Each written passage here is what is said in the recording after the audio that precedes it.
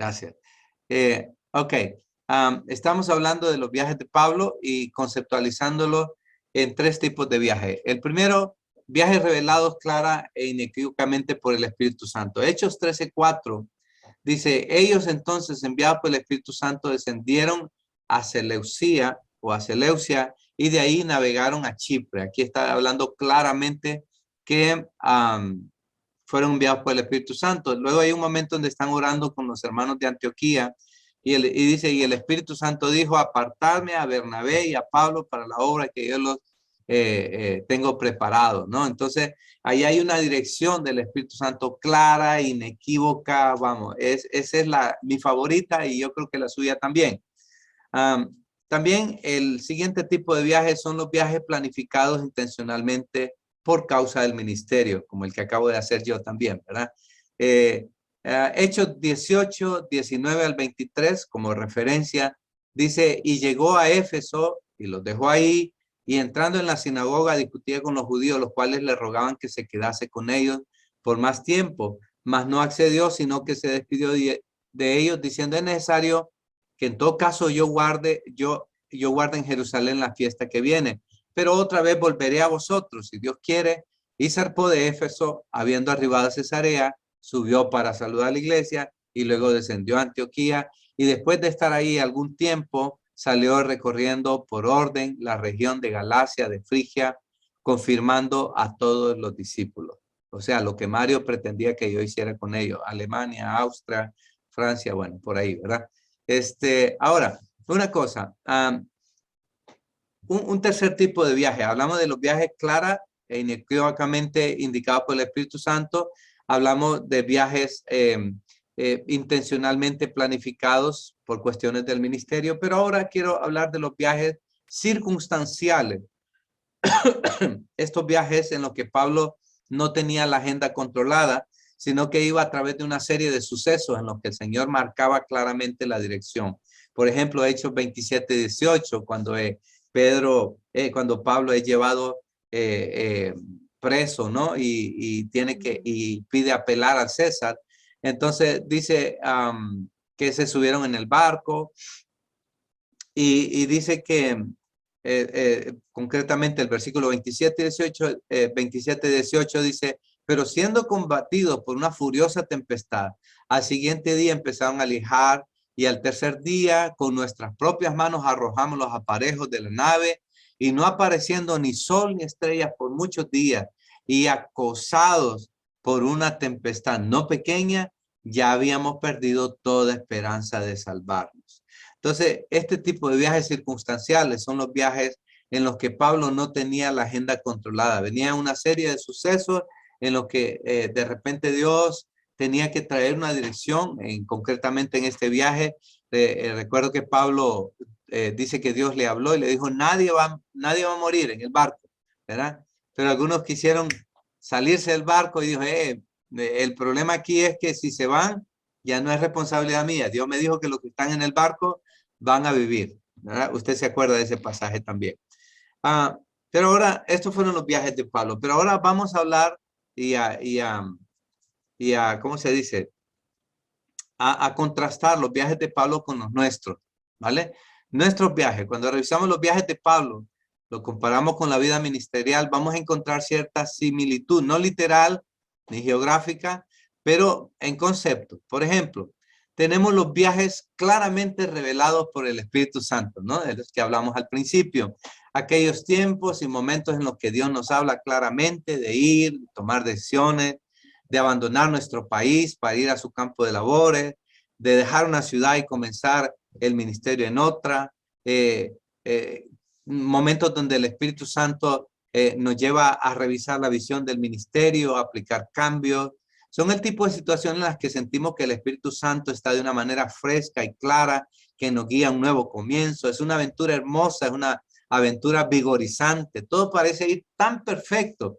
La palabra que leímos nos lo dicen, las circunstancias nos lo indican. La palabra profética que recibimos de algún hermano que viene nos lo confirma. Y en nuestro corazón hay paz. Y todo parece claro. Dios nos está guiando hacia ese punto X en el ministerio Y realmente esta es la parte que nos gusta, ¿no? Es el panorama ideal. Yo creo que nos acordamos mucho de esto de Romanos 8, los hijos de Dios son guiados por el Espíritu de Dios. Y es cierto, y en el ministerio hay muchísimo de esto. Pero vamos a ir al siguiente tipo de viaje, los viajes planificados, ¿verdad? Es como la continuidad del anterior. Bueno, Dios nos lleva por fin a ese lugar X. Nos pone un escenario donde tenemos una misión que cumplir y a partir de ahí tenemos que darle consistencia al ministerio. Tenemos que tomar decisiones, tenemos que planificar, tenemos que establecer una estrategia. Esta etapa generalmente es diferente a la anterior porque es como un caminar por fe. Ya no escuchamos la voz del Espíritu Santo tan fresca, tan audible, tan cercana, sino que más bien empezamos a ver aquellos aspectos, vamos a ponerlo entre comillas, técnicos que tienen que ver con el ministerio, ¿verdad? Yo sentí abrir una iglesia aquí en mi ciudad y siento que el Espíritu Santo me lo confirma y empiezo, ¿verdad? Como está pasando con muchos de ustedes. Pero pasó el día de la inauguración y como dicen los americanos, and now what, ¿verdad? ¿Y ahora qué? ¿Qué viene? ¿Verdad? Recuerdo que cuando nosotros empezamos en la Carolina, aquello era hermoso porque sentíamos como el Espíritu Santo de una manera, de otra nos iba hablando, nos iba confirmando. Cuando decidimos empezar, en la primera reunión llegó un montón de gente, pero en la siguiente reunión llegó menos. En la tercera llegó menos. Y déjeme decirle, como a la 12ª, hubieron veces que no llegó nadie, absolutamente nadie.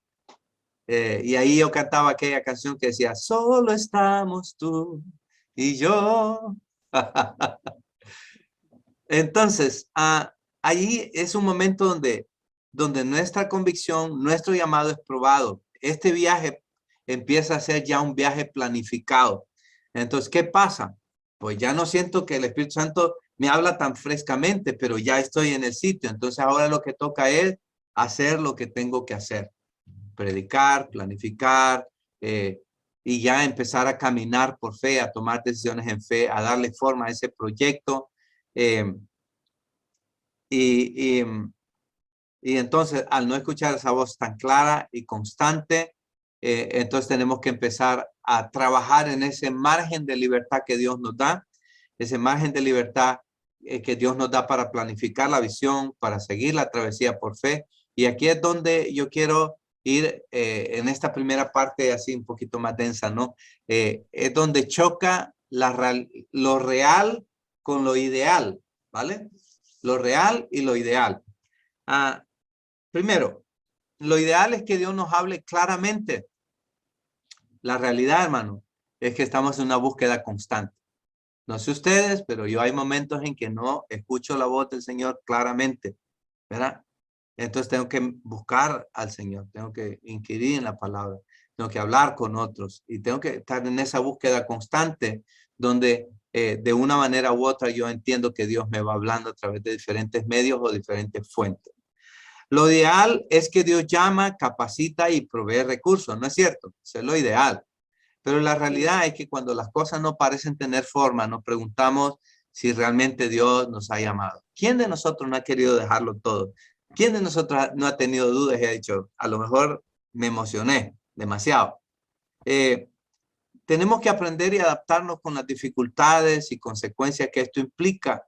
Y en cuanto a la provisión, hermano, muchas veces nos vemos constantemente desafiados a ser creativos para no sucumbir debido a una economía que nos drena el ánimo y la visión. ¿Para quién no ha sido la economía un problema y un gran desafío en el ministerio? ¿Verdad? ¿Cómo hacemos? Yo, yo hablaba con Inés el otro día y con Mario y nos reíamos, ¿verdad? Pues yo le decía, mira, a mí hay cosas que no me pasan. Hay gente un amigo mío de California, Pastor Frank Hernández, dice, yo quería abrir una iglesia y yo andaba ahí meditando, orando, y mi jefe me vio así orando y me preguntó, ¿qué te pasa? Y entonces ya le conté el proyecto y mi jefe se dio la vuelta, hizo un cheque de $10,000 y me lo dio y le dijo, empieza ya con esto. Y digo, gloria a Dios. Esa me valen para decir gloria a Dios a mí, pero a mí nunca me ha pasado eso. ¿verdad? No sé, seguramente a ustedes sí, ¿verdad? Porque ustedes son de Puerto Rico, son de Andorra, ahí donde hay mucho dinero, ¿verdad? Pero aquí no, ¿verdad? Entonces, lo ideal, Dios llama, prepara y provee los recursos, pero lo real es que la mayoría de veces tenemos que hacer malabares con los recursos. Alguien, aquí se puede decir amén o se puede decir ay, ¿verdad? Eh, um, lo ideal, hermano, es que debemos tener claro el mapa y el destino marcado, ¿verdad? Eso es lo ideal. Pero la realidad es que la mayoría de las veces para llegar al destino debemos ir a través de un proceso que implica varios destinos en el transcurso del camino. Al decir esto, no es un punto lineal. A veces para conocer a personas que realmente van a ser personas de influencia en nuestro ministerio o en el trabajo que estamos haciendo, a veces tenemos que conocer a personas que nos hieren, ¿verdad? Nosotros con la pastora Lourdes nos conectamos a través de una relación que ya no está en medio de nosotros, ¿verdad? Pero la pastora Lourdes y yo hemos continuado con esta relación y déjeme decirle, la Casa del Pescador en Puerto Rico para nosotros ha sido una gran bendición y hablamos y soñamos y compartimos, ¿verdad? Pero la conexión fue una persona que ya no está en medio de la ecuación. Entonces, por eso le decía, a veces para llegar a un destino tenemos que ir a través de varios destinos que nos van a ir marcando ese camino, ¿verdad? No es inseguridad, no es que el pastor no sabe lo que quiere, es que Dios nos lleva a través de procesos para que nosotros podamos ir aprendiendo. Porque al final de todo, hermano, realmente lo que nos transforma es el proceso, ¿verdad? Lo que transformó a José en un verdadero virrey fue el proceso, no fue el llamado de Faraón, ¿verdad? Y bueno, ahí podemos echarle otro tiempo de estudio, pero vamos con esto. Lo ideal, hermano, es que debido a nuestra comunión con Dios, como pastores que somos, nuestro llamado y compromiso, que nosotros como pastores siempre estemos motivados y siempre dispuestos a servir en la obra del Señor. Eso es lo ideal, ¿verdad? La realidad es que una gran parte del camino lo hacemos caminando por fe, en la convicción de que Dios no nos va a dejar a pesar de lo que ocurre, de lo que vemos o de lo que sentimos. Nos vemos predicando, amando y sirviendo a otros, muchas veces más allá de nuestras fuerzas, muchas veces más allá de nuestras emociones personales, mucho más allá a veces de nuestras propias heridas. Tenemos que pararnos enfrente, ¿verdad? Y a veces frente a lo mejor a alguna persona con la que ha habido un conflicto, con la que ha habido una situación incómoda, pero tenemos que pararnos ahí, ¿verdad? Recuerdo una historia triste que nosotros vivimos cuando nosotros empezábamos la iglesia y recuerdo que mi esposa perdió un bebé, ¿verdad? Perdimos un bebé muy al principio y, y era un día jueves que ya estuvimos en el hospital, ya vino este proceso de la pérdida, pero el domingo había que predicar en la iglesia y yo no tenía quien predicar en la iglesia. Y me dijo mi esposa, ¿qué hacemos? Y le dije, no, yo voy a ir y voy a predicar.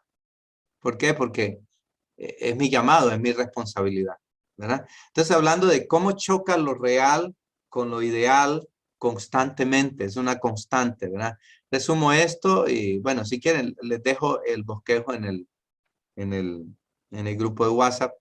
Hablamos de estos viajes guiados por el Espíritu Santo. Hablamos de los viajes planificados donde choca lo real con lo ideal, pero me gustaría hablar de los viajes circunstanciales. Este es el tipo de viajes, hermano, en los que nosotros perdemos el control de todo y algunas veces este viaje nos lleva más adentro del ministerio, nos ayuda a descubrir otras áreas de servicio, otras relaciones, otras personas, y expande nuestra visión como ahora la red internacional de apoyo ministerial está para nosotros siendo una bendición. Estamos descubriendo nuevas relaciones. Esto nos va llevando más adentro del ministerio, nos motiva, nos inspira. Vemos que otros están pasando lo mismo que nosotros. Entonces, decimos, bueno, pues entonces no estoy tan mal, porque al hermano Armando también le pasa, ¿no? Y de alguna manera es reanimante, ¿no? Ah, y esto redunda en bendición para nosotros y fortalece nuestro ministerio. El problema, hermano, también es cuando este viaje circunstancial nos lleva hacia afuera del ministerio. Y aquí vamos a aclararlo. ¿Qué es un viaje que nos lleva hacia afuera del ministerio? Bueno, son estas circunstancias donde nos vemos obligados a hacer cambios drásticos y radicales en el ministerio, por diferentes razones, a veces por salud, a veces nos vemos obligados por cuestiones familiares, por economía, por diferencias ministeriales, por la inseguridad del lugar donde uno sirve a veces, ¿verdad?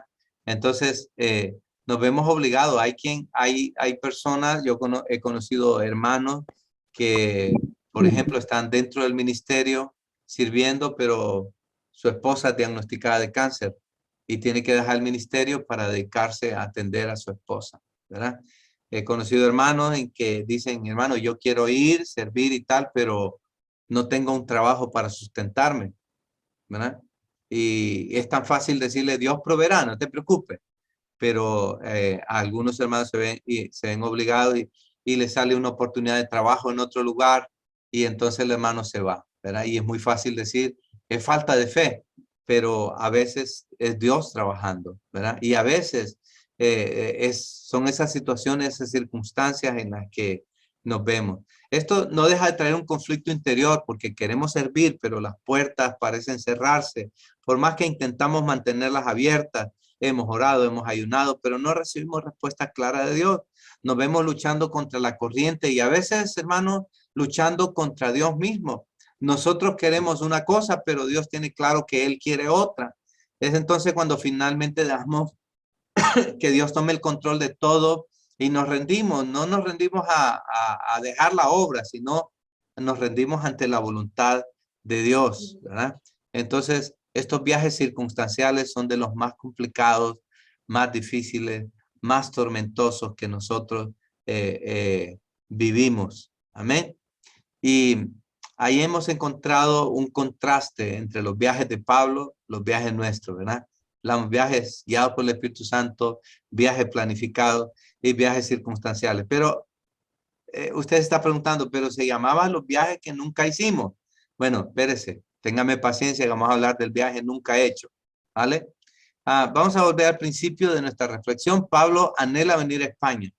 Lo tiene claro, lo ha pensado quizá más de una vez, está predicando arduamente en lugares donde no hay testimonio cristiano, como lo cita ahí en el mismo contexto, y al escribirle a los romanos les revela su plan. Terminará lo que lo ocupe en ese momento, va a ir a Jerusalén a ministrar a los hermanos, les va a llevar una ofrenda de parte de los hermanos de Macedonia, y finalmente se va a dirigir a Roma y va a pasar un tiempo con ellos y desde ahí, con la ayuda y la bendición de la comunidad cristiana de Roma, dice, con la ayuda vuestra yo voy a partir para España. Ese era el plan. Pero al llegar a Jerusalén las cosas cambiaron y Pablo fue arrestado por los judíos, llevado a las autoridades. Pablo apela al César, le mandan a Roma y en la travesía hacia Roma, como hablamos al principio, el barco naufraga. Desde su captura hasta Jerusalén, Pablo ya no tiene el control de su agenda y llega a Roma, pero ahí se terminan todos los viajes de Pablo, aunque no se termina la travesía ministerial de Pablo. España se quedó en un proyecto, en un sueño que para Pablo nunca se cumplió, ¿verdad? Entonces, ¿cuál es la reflexión de todo esto? Cuando los años pasan o cuando pasen, ¿verdad? Porque muchos de ustedes, la mayoría, yo creo que aquí con excepción de mí, todos son muy jóvenes, ¿verdad? Entonces son gente que está empezando a vivir. Entonces, cuando los años pasen, cualquiera que sea nuestra circunstancia personal, a lo mejor ponemos la película de nuestras vidas y de nuestro ministerio y nos vamos a ver viendo esos viajes realizados. Aquí el Espíritu Santo me dirigió. Aquí yo tuve que hacer algunos planes porque no podíamos dejar la gente sola y tal y cual, ¿verdad? También hablamos de circunstancias, pues yo quería estar ahí, pero no pude al final porque, ¿no? Pero al ver los viajes realizados, van a salir también nuestros viajes no cumplidos y los años de ministerio. Y quizá nos vamos a decir, ojalá yo hubiera sido más valiente en esto, ¿verdad? O ojalá yo hubiera sido más prudente en aquello. O yo debía haber aprovechado aquella oportunidad que me daban, ¿verdad? De ir para Italia y de estar ahí con los hermanos o de ir a Puerto Rico, ¿no?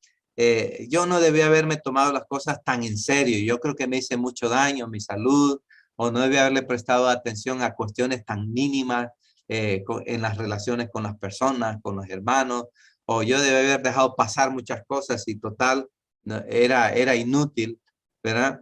A veces hay pastores, ninguno de ustedes por supuesto es, pero hay pastores que son muy controladores, muy minuciosos y quieren estar en cada detalle, en cada parte de la vida de la gente.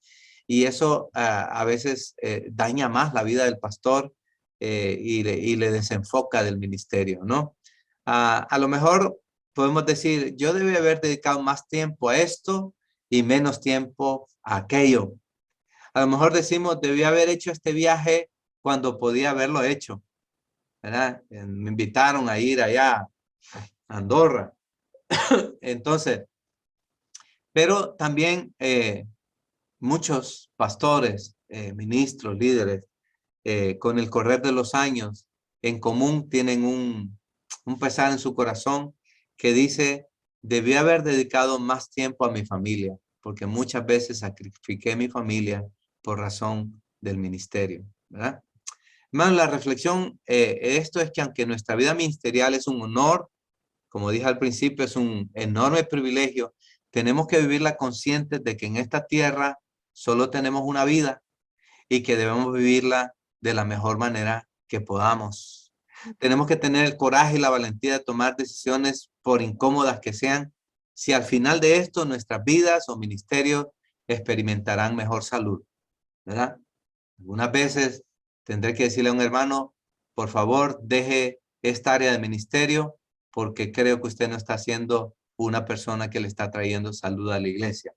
O a lo mejor, hermano, fíjese, a lo mejor yo mismo me tendré que apartar del ministerio si en realidad eso es lo que la iglesia necesita. Son decisiones críticas, límites, extremas. A lo mejor vamos a tener que amar nuestra familia, darle su debida importancia, expresarle nuestro amor, no dejar que nuestra familia se convierta en la segunda opción frente a nuestras actividades ministeriales. Debemos aprovechar aquellas oportunidades únicas que sabemos que no volverán. Debemos invertir nuestro tiempo en lo que realmente merece la pena y no vivir comprometidos solo por la cobardía de no saber decir que no, ¿vale?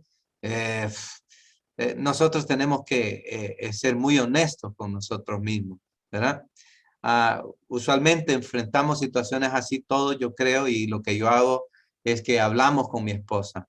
Y una cosa que tenemos como lema con mi esposa y como principio con mi esposa es una cosa muy clara.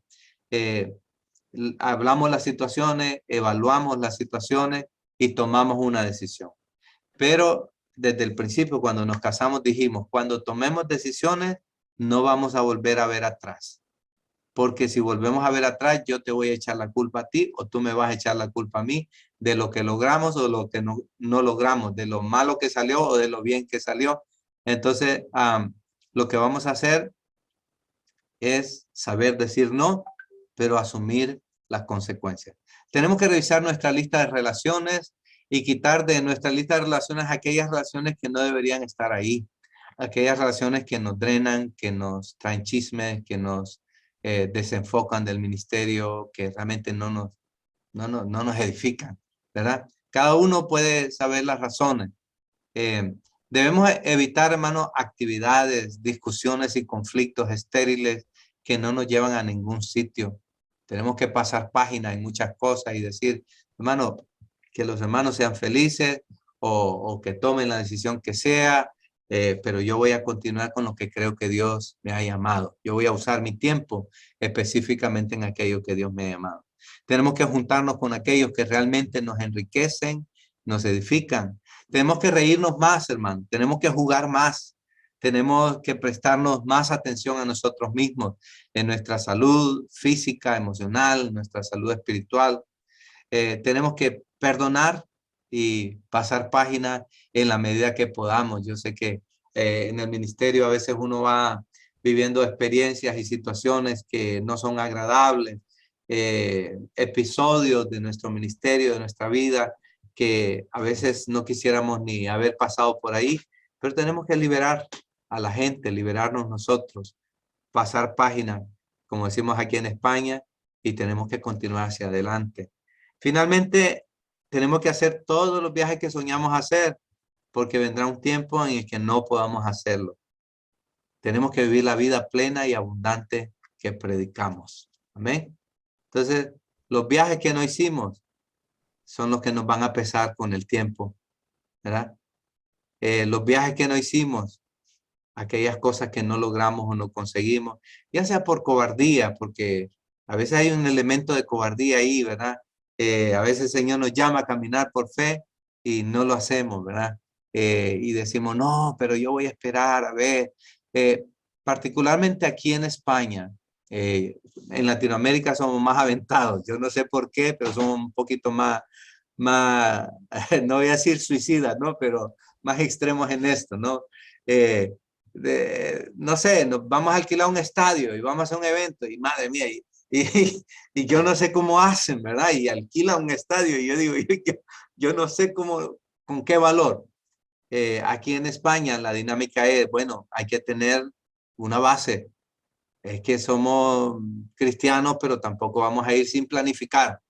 Y encontramos versículos tanto para lo uno como para lo otro. Encontramos versículos para justificar la fe loca y desquiciada. Y también encontramos versículos para no hacer nada y decir, el hombre tiene que calcular, ¿verdad? La torre que va a edificar y tal y cual. Entonces, ¿dónde, en qué punto nos encontramos, ¿verdad? ¿Cómo está siendo nuestro viaje hasta ahora? ¿Cómo están sus viajes? Seguramente usted está en ese momento donde el Espíritu Santo le está hablando y le está diciendo, Antonio, ve aquí, habla con este, habla con el del banco, él te va a dar no sé qué y él te va a proveer. Y a lo mejor otros estamos diciendo, bueno, eh, necesito tomar estas decisiones porque si yo no tomo estas decisiones, puede ser que en 2 años, en 3 años, en 5 años me arrepienta, ¿verdad? De no haber tomado estas decisiones. Y a veces son decisiones críticas, incómodas, y a veces, hermano, aparentemente poco espirituales. Pero yo respeto especialmente con los pastores cuando ellos vienen y a veces toman una decisión en dirección contraria a la que a lo mejor yo imaginaría que ellos tomarían, porque cada uno de nosotros tiene su trato con Dios. Amén. Los viajes que nunca hicimos, se lo voy a dejar ahí en el grupo de WhatsApp para que lo vea porque es tanta información y tanta cosa. Pero si pudiéramos resumir todo esto, ¿verdad? Pablo hizo varios tipos de viajes. En algunos el Espíritu Santo hablaba claramente, en otros él tenía que planificar de iniciativa propia, en otros él no tenía el control. ¿Cómo están yendo sus viajes? ¿Cómo está yendo por su lado en el área ministerial?